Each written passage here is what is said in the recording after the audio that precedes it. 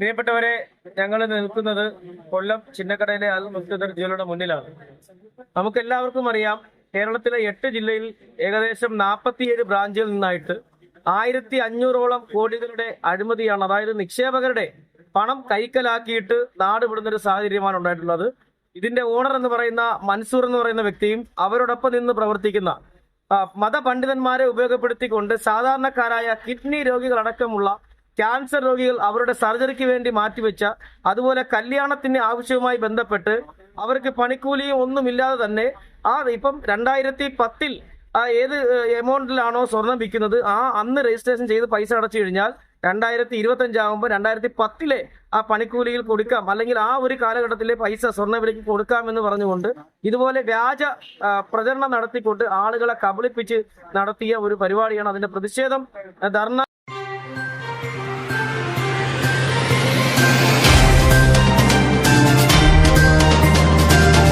ഈ സ്ഥാപനത്തിലേക്ക് ദിനംപ്രതി കയറിയിറങ്ങുകയാണ്.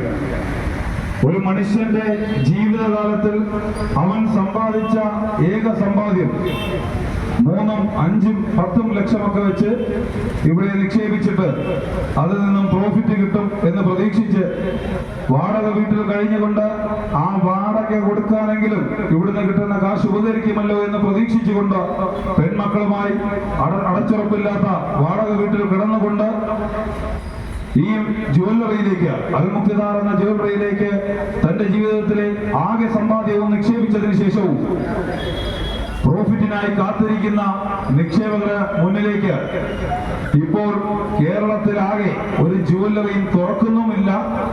ഈ മുതലാളി എന്ന് പറയുന്ന ഡോക്ടർ എന്ന് ഏത് ഡോക്ടറേറ്റാ കിട്ടിയെന്ന് നമുക്കറിയാൻ വയ്യ, എന്തായിരുന്നാലും ഡോക്ടർ എന്നാണ് അറിയപ്പെടുന്നത്. ഡോക്ടർ മുഹമ്മദ് മൻസൂർ അബ്ദുൽ സമദ് എന്ന വ്യക്തി നിരന്തരമായി ജനങ്ങളെ കബളിപ്പിക്കുകയാണ്.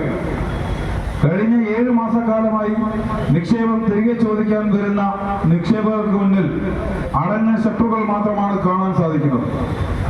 ഒരു ഇടക്കാലത്തിൽ ഇത് തുറന്നു പ്രവർത്തിക്കുകയും സാധനമൊന്നുമില്ല, ചുമ്മാ തുറന്നു പ്രവർത്തിക്കുകയും നിക്ഷേപകർ നേരിട്ട് വന്ന് അന്വേഷിക്കുമ്പോൾ തൊഴിലാളികൾ എന്ന് സ്വയം അഭിസംബോധന ചെയ്യുന്ന ഒരു കൂട്ടം ചെറുപ്പക്കാർ ഈ ജ്വല്ലറിക്കകത്ത് നിലകൊള്ളുകയാണ്. അവരോട് ചോദിക്കുകയാണ്, എന്ന് ഞങ്ങളുടെ നിക്ഷേപം തിരിച്ചു കിട്ടും? യാതൊരുവിധ ഉളുപ്പുമില്ലാതെ ഈ നിക്ഷേപകനെ പിടിച്ചു തള്ളുകയും ഇറങ്ങി പോടാ എന്ന് പറയുകയും ഒക്കെ ചെയ്യുന്ന ഒരവസ്ഥയിലേക്കാണ് ഈ ജ്വല്ലറി എത്തിച്ചേർന്നത്. കഴിഞ്ഞ 1 മാസക്കാലമായി ആക്ഷൻ കമ്മിറ്റി ഈ നിക്ഷേപകരുടെ പണം തിരികെ ലഭിക്കുന്നതിന്റെ ഭാഗമായുള്ള പ്രവർത്തനങ്ങളായിരുന്നു. നിരവധി തവണ ഇതിന്റെ ചെയർമാനുമായി മൻസൂർ അബ്ദുൽ സമദ് എന്ന വ്യക്തിയുമായി സംസാരിക്കുകയും അദ്ദേഹം ഏർപ്പെടുത്തിയ ഇവര് PRO എന്നറിയപ്പെടുന്ന അനസ്, ഈ അനസുമായും ഇവിടുത്തെ മാനേജർ, കൊല്ലം ബാസിത്തിലെ മാനേജർ സബീർ ഖാനുമായൊക്കെ നിരന്തരം സംസാരിക്കുകയും ഓരോ അവധികൾ നമ്മളോട് പറയുകയും ആ അവധികളെല്ലാം കേൾക്കാൻ നാം തയ്യാറാകുകയും ചെയ്തു. മുഖ്യധാരാ മാധ്യമങ്ങളിൽ വരുന്ന ഒരു വാർത്തയുണ്ടായിരുന്നു. കുറെ നാളുകളായി ഈ വാർത്ത ഏതെങ്കിലും ഒരു പത്രത്തിൽ നമ്മൾ കാണുന്നുണ്ടോ? എല്ലാ ദിവസവും നിന്ന വാർത്ത ഒരു സുപ്രധാന നിമിഷത്തിൽ ഒറ്റയടിക്ക് ആ വാർത്തകളെല്ലാം അപ്രത്യക്ഷമായി എന്നുള്ളതാണ് വാസ്തവം. പ്രിയപ്പെട്ട നാട്ടുകാരെ, പാവപ്പെട്ട കുറെ ആളുകൾ സ്വന്തം മകളുടെ കല്യാണം 1 വർഷം കഴിഞ്ഞിട്ട് കല്യാണം നിശ്ചയിച്ചിരിക്കുന്ന ആളുകളുടെ വീട്ടിലേക്ക് ഈ മൻസൂറിന്റെ, ഈ മുക്താർ ജ്വല്ലറിയുടെ ഓണറുടെ ഏജന്റായി പ്രവർത്തിക്കുന്ന കുറെ ആളുകൾ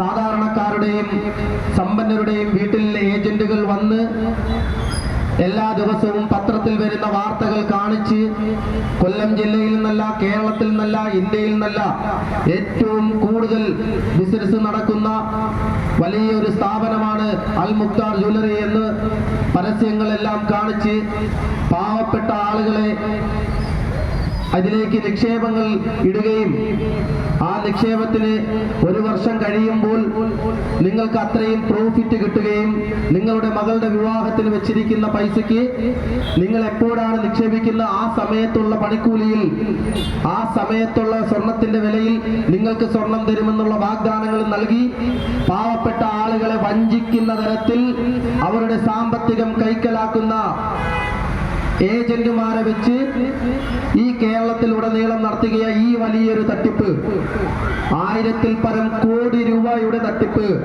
ഈ കേരളത്തിൽ വലിയൊരു തട്ടിപ്പ് നടന്നിട്ട് പോലും ഇവിടുത്തെ അധികാരികൾ കണ്ണു തുറന്നില്ല എന്നുള്ളതാണ് വാസ്തവം. ഏതെങ്കിലും തരത്തിൽ ഒരു നടപടിയെടുക്കുവാൻ ഇവിടുത്തെ അധികാരികൾക്ക് സാധിച്ചിട്ടില്ല.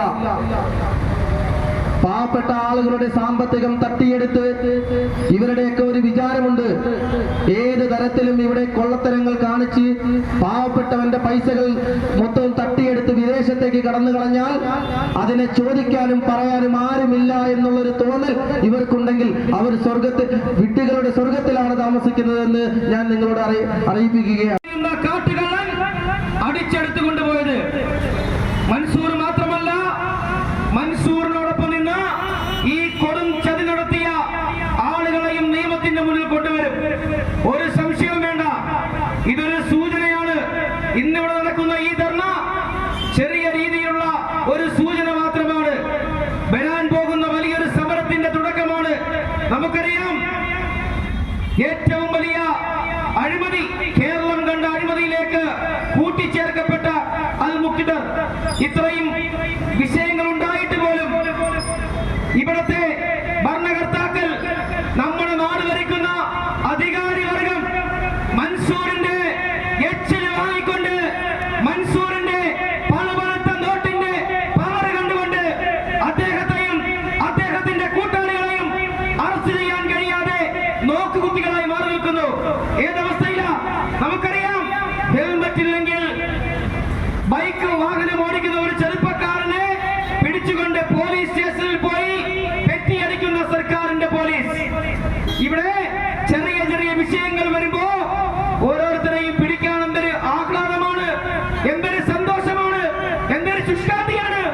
എന്നാൽ ഈ പോലീസിന് ഈ മൻസൂറിനെ പിടിക്കാൻ കഴിയുന്നില്ല. എന്തുകൊണ്ട്?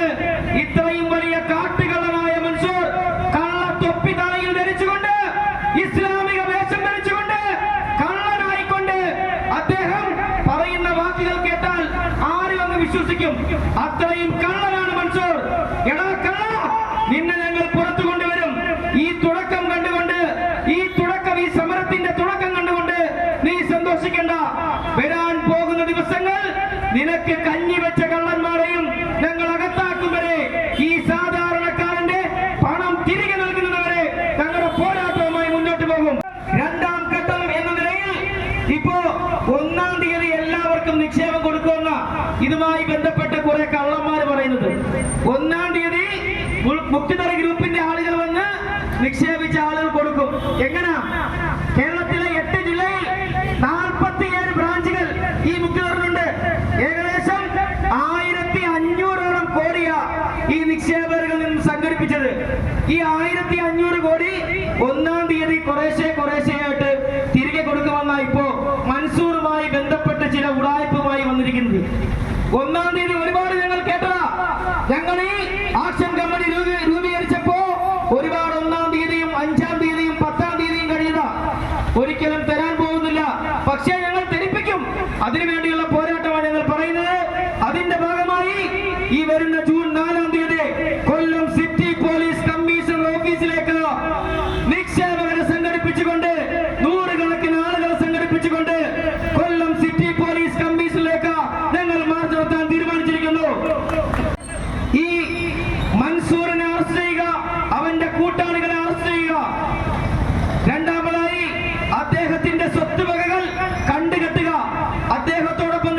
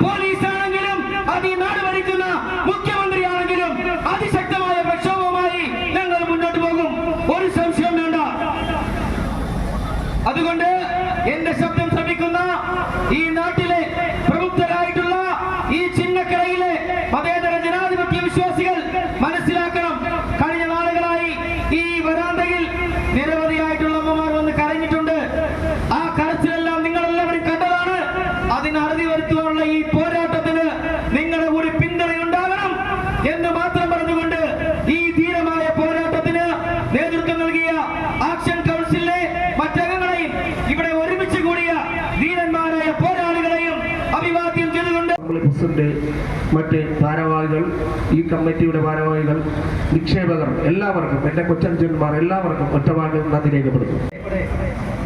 4-ാം തീയതി പ്രതിഷേധവുമായി SP ഓഫീസിലേക്ക് വരും എന്ന് മാത്രം പറഞ്ഞുകൊണ്ട് ഈ പരിപാടി, അടുത്ത പരിപാടി ഇവരുടെ വാക്ക് തെറ്റുകയാണെങ്കിൽ 4-ാം തീയതിയിലേക്ക് പ്രഖ്യാപിച്ചുകൊണ്ട് ഈ പരിപാടി ഇവിടെ അവസാനം